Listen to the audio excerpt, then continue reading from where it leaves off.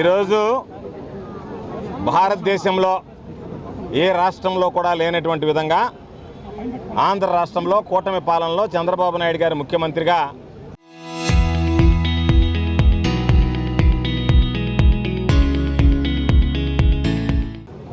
Petrol diesel ధరలు అత్యంత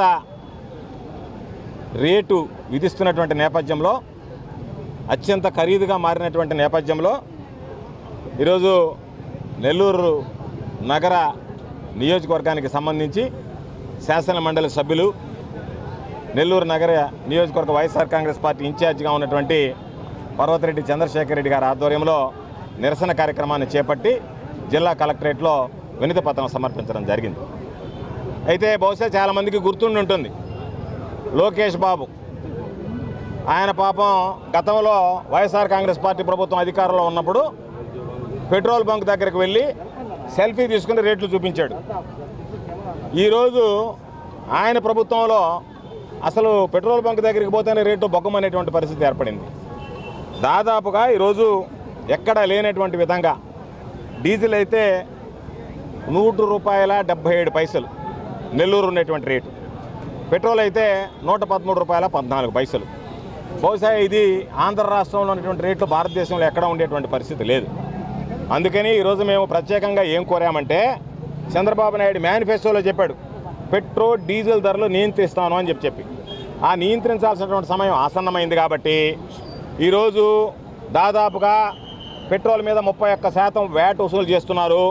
దానితో పాటు ₹4 అదనంగా వసూలు చేస్తున్నారు. లీటర్ మీద ₹1 రోడ్ సెస్ విధిస్తున్నారు.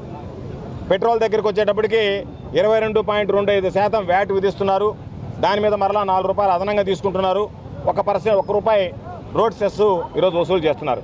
కాబట్టి రేట్లు పెరిగినటువంటి నేపథ్యంలో ఈరోజు మీరు దానికి సంబంధించి మీరు ఏదైతే వ్యాట్కి సంబంధించి సర్దుబాటు చేసుకుంటారా, లీటర్కి ₹4 వసూలు చేసే దాంట్లో సర్దుబాటు చేసుకుంటారా, ₹1 రోడ్ సెస్లో సర్దుబాటు చేసుకుంటారా, సామాన్యుడి మీద భారం పడనీయకుండా చూడవలసినటువంటి బాధ్యత ఈ ప్రభుత్వం మీద ఉంది. దీని ద్వారా రవాణా ఛార్జీలు పెరుగుతున్నాయి, నిత్యావసర ధరలు పెరుగుతున్నాయి, అన్ని రకాల ప్రజలు ఇబ్బంది పడేటువంటి పరిస్థితులు ఉన్నాయి. కాబట్టి మీరు అందరూ ఏమో పొదుపు మంత్రం అని చెప్పి పొదుపు మంత్రం చెప్పిస్తా మా దగ్గర ఎక్కడా కూడా కాన్వాయిలు తగ్గించేసామని చెప్పి ప్రధానమంత్రి గారి దగ్గర నుంచి ముఖ్యమంత్రి గారి దాకా, ఉప ముఖ్యమంత్రి దాకా, లోకేష్ దాకా ఈరోజు మేము కాన్వాయిలు తగ్గించుకుంటున్నామని చెప్పి ప్రజలకు ఈరోజు భ్రమలు కల్పిస్తూ మీరు మాత్రం ప్రత్యేక విమానాల్లో షికారులు చేస్తున్నారు. కాబట్టి ఇది ఏ విధంగా పొదుపు అని చెప్పి ఆలోచించాలి. సామాన్యుడికి పేదవాడికి పొదుపు, ఎందుకంటే చంద్రబాబు నాయుడుకి ఒక అలవాటు ఉంది, ఏదైనా తనకు వర్తించదు. ఈరోజు ఏం చెప్తున్నాడు, 3 బిడ్డల కంటే 30,000 ఇస్తాను, 4 కంటే 40,000 కంటే నువ్వు కాను, లేకపోతే నీ కొడుకుని కనమను, నీకొకడు నీ కొడుకు ఒకడా, మిగతా వాళ్ళకి మాత్రం పేదోడికి 3 బిడ్డ పుడితే 30,000, 4 బిడ్డ పుడితే 40,000 అంటావా. కాబట్టి నీకు మాత్రం వర్తించదు అది. అదేవిధంగా పొదుపు మాత్రం కాదు అందరికీ చెప్తున్నాడు, కానీ ఆయన మాత్రం 3 ప్రత్యేక విమానాలు తిరుగుతున్నాడు. ఆయన తిరుగుతున్నాడు, ఉప ముఖ్యమంత్రి తిరుగుతున్నాడు, కొడుకు తిరుగుతున్నాడు. కాబట్టి ఇటువంటి నేపథ్యంలో ఖచ్చితంగా వైఎస్ఆర్ కాంగ్రెస్ పార్టీ పేదల పక్షాన నిలబడుతుంది. ఒక్కసారి రవాణా ఛార్జీలు పెరిగాయంటే, పెట్రోల్ డీజిల్ ధరలు పెరిగితే రవాణా ఛార్జీలు పెరుగుతాయి. దానివల్ల ఈరోజు అదనంగా నిత్యావసర సరుకులు కూడా ధరలు పెరిగేటువంటి, కూరగాయల దగ్గర నుంచి ప్రతి వస్తువు కూడా ఈరోజు రవాణా ద్వారా వచ్చేటువంటి ప్రతి వస్తువు మీద భారం పడేటువంటి పరిస్థితి, అది నేరుగా ప్రజల మీద భారం పడుతుంది. కాబట్టి ఈరోజు మీరు గతంలో ఏ విధంగా అయితే వైఎస్ఆర్ కాంగ్రెస్ పార్టీ ప్రభుత్వం ఉన్నప్పుడు మేము నియంత్రిస్తాం, తగ్గిస్తామని చెప్పారో దానికి కట్టుబడి ఈరోజు రేటు పెరగకుండా చూడాల్సినటువంటి బాధ్యత రాష్ట్ర ప్రభుత్వం మీద ఉంది అని చెప్పి డిమాండ్ చేస్తూ ఈరోజు ఒక్క పిలుపుతో వేలాదిగా తరలి వచ్చి ఈ కార్యక్రమాన్ని జయప్రదం చేసినటువంటి నెల్లూరు నగరానికి సంబంధించినటువంటి నియోజకవర్గ వైఎస్ఆర్ కాంగ్రెస్ పార్టీ నాయకులకి, కార్యకర్తలకి, నన్ను ఆహ్వానించినటువంటి శాసన మండలి సభ్యులు నా సోదరుడు పర్వతిరెడ్డి చంద్రశేఖర్ రెడ్డి గారికి హృదయపూర్వకమైనటువంటి ధన్యవాదాలు తెలియజేస్తున్నాను. ప్రభుత్వం వచ్చి 2 సంవత్సరాలు పూర్తవుతా ఉంది. ఈ 2 సంవత్సరాలలో సామాన్యులకి చుక్కల కనపడేలాగా ఈ ప్రభుత్వం వ్యవహరిస్తూ వస్తూ ఉంది. మొట్టమొదటిగా ఎలక్ట్రిసిటీ ఛార్జెస్ని తగ్గిస్తాను అన్నాడు. తగ్గించకపోగా ట్రూఅప్ ఛార్జెస్ పేరిట బాధుడే బాధుడు. ఈరోజు విద్యుత్ ఛార్జీలు భరించలేనంత స్థాయికి వెళ్ళినాయి. అలానే పెట్రోల్ డీజిల్ ధరలకు వచ్చేటప్పటికి ప్రత్యేకంగా అబ్బా కొడుకులు ఇద్దరు కూడా ప్రతి దగ్గర కూడా చెప్పింది ఏంటంటే, మేము వచ్చిన తర్వాత పెట్రోల్ డీజిల్ ధరలను తగ్గిస్తామని చెప్పారు. ఈరోజు తగ్గించకపోగా భారతదేశంలో ఏ రాష్ట్రంలో కూడా లేనట్లుగా ఆంధ్రప్రదేశ్లో అత్యధికంగా డీజిల్ కూడా ₹100 దాటింది. పెట్రోల్ అయితే ఇంచుమించుగా ₹120 దాకా చేరింది. ఎక్కడ దేశంలో ఏ రాష్ట్రంలో కూడా లేనటువంటి విధంగా ఈరోజు ఆంధ్ర రాష్ట్రంలో పెట్రోల్ డీజిల్ ధరలు పెరిగాయి.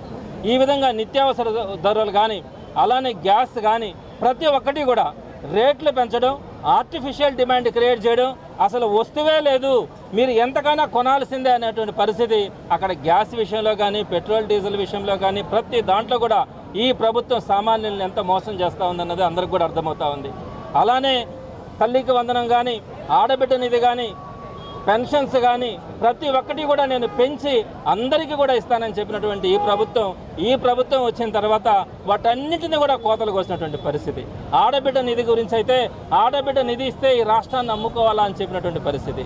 ముందుగా మీకు తెలియదా? ముందుగా మీకు హామీ ఇచ్చి మోసం చేసేటప్పుడు మీకు తెలియదా? మరి ఆ రోజు హామీ ఇచ్చి మోసం చేసి చేయూత ఆసరా లాంటి పథకాలు కూడా ఎగ్గొట్టి మీరు ఇస్తానన్న ఆడబిడ్డ నిధి కూడా ఇవ్వకుండా ఈరోజు వాళ్ళందరూ కూడా చీప్ లిక్కర్లు మాత్రం, బెల్ట్ షాపులు మాత్రం, మద్యం దుకాణాలు మాత్రం ఇంటి దగ్గర కూడా ఒకటి పెట్టి డోర్ డెలివరీ ఇచ్చి వారి మంగళసూత్రాలు కూడా అమ్ముకొని వాళ్ళ భర్తలు కానీ ఈరోజు తాగుబోతులు చేసినటువంటి పరిస్థితి ఈ కూటమి ప్రభుత్వంలో కనిపిస్తుంది. కానీ గతంలో ఏ ప్రభుత్వంలో కూడా మనం చూసుండం. ఇలాంటి అరాచక ప్రభుత్వానికి మద్దతుగా ఈరోజు సామాన్య ప్రజలు కూడా వైఎస్ఆర్సీపీ చేస్తున్నటువంటి నిరసన కార్యక్రమాలకు హాజరు కావడం కూడా జరిగింది. ఈరోజు ఈ కార్యక్రమంలో స్వచ్ఛందంగా నిన్న సాయంత్రం పిలుపునిచ్చినప్పటికీ కూడా ఈరోజు ఇంతమంది వచ్చి ఈ కార్యక్రమంలో పాల్గొనడం కానీ అలానే కాకాని గోవర్ధన్ రెడ్డి గారు కూడా ఈ కార్యక్రమానికి రావడం కానీ తప్పకుండా ఈ నిరసన ప్రభుత్వానికి తెలియాలా, ఈ ప్రభుత్వం కళ్ళు తెరవాలా, ఈ పెట్రోల్ డీజిల్ ధరలు అయితేనేమి, విద్యుత్ ఛార్జీలు అయితేనేమి వీటన్నిటిని కూడా మామూలు పొజిషన్లోకి తీసుకుని రావడంతో పాటు నిత్యావసర వస్తువుల ధరలను కూడా తగ్గించి వారికి ఇచ్చినటువంటి హామీలను తప్పకుండా నెరవేర్చాలని చెప్పి వైఎస్ఆర్సీపీ డిమాండ్ చేస్తుంది.